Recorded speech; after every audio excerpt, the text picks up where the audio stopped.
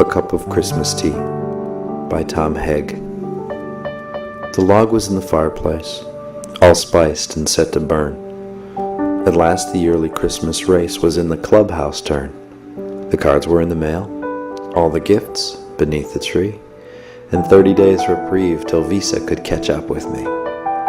And though smug satisfaction seemed the order of the day, something still was nagging me and would not go away. A week before, I'd got a letter from my old great aunt. It read, "Of course I'll understand completely if you can't, but if you find you have some time, how wonderful if we could have a little chat and share a cup of Christmas tea." She'd had a mild stroke that year, which crippled her left side, and though housebound now, my folks had said it hadn't hurt her pride. They said she'd love to see you, what a nice thing it would be for you to go and maybe have a cup of Christmas tea. But boy, I didn't want to go.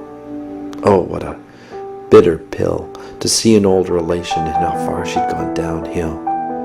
I remembered her as vigorous, as funny, and as bright. I remember Christmas Eves when she regaled us half the night. I didn't want to risk all that.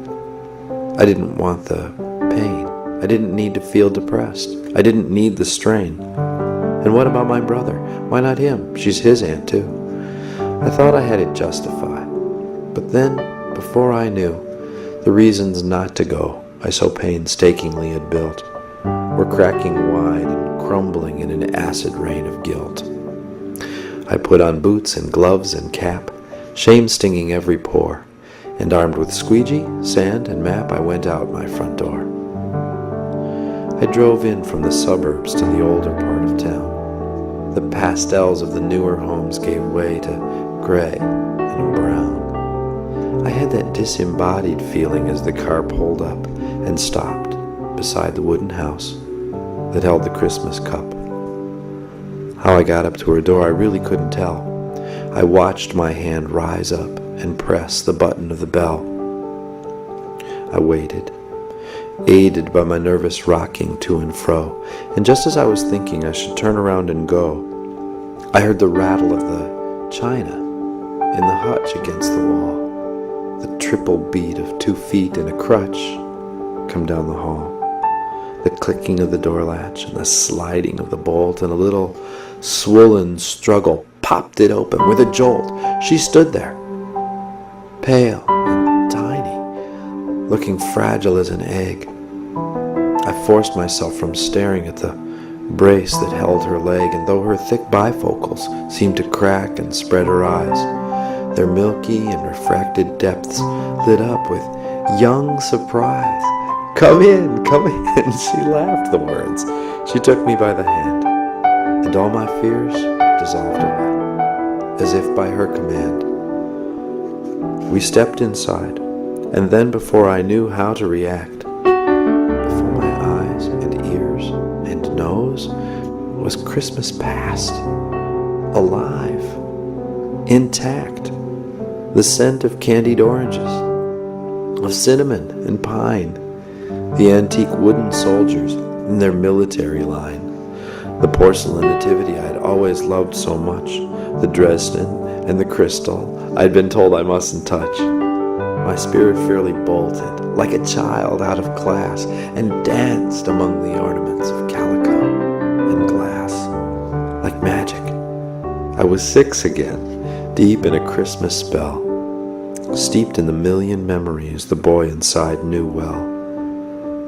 And here, among old Christmas cards, so lovingly displayed, a special place of honor for the ones we kids had made. And there, beside her rocking chair, the center of it all, my great aunt stood and said how nice it was I'd come to call.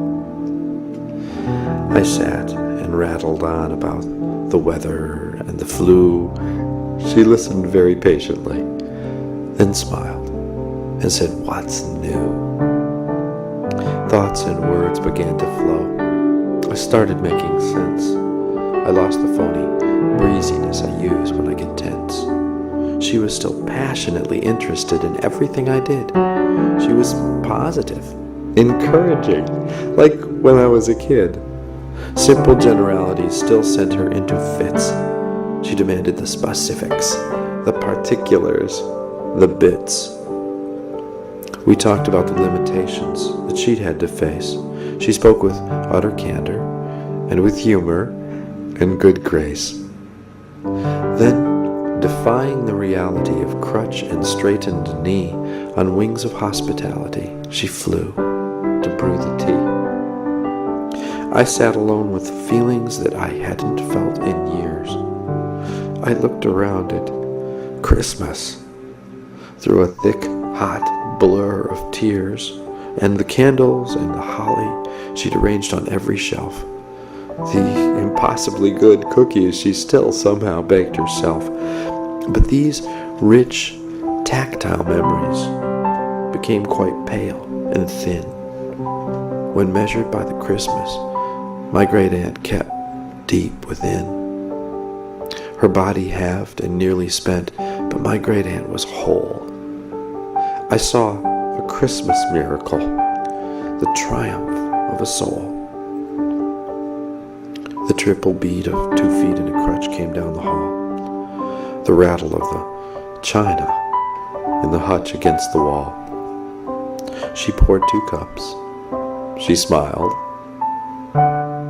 Then she handed one to me. And then we settled back and had a cup of Christmas tea.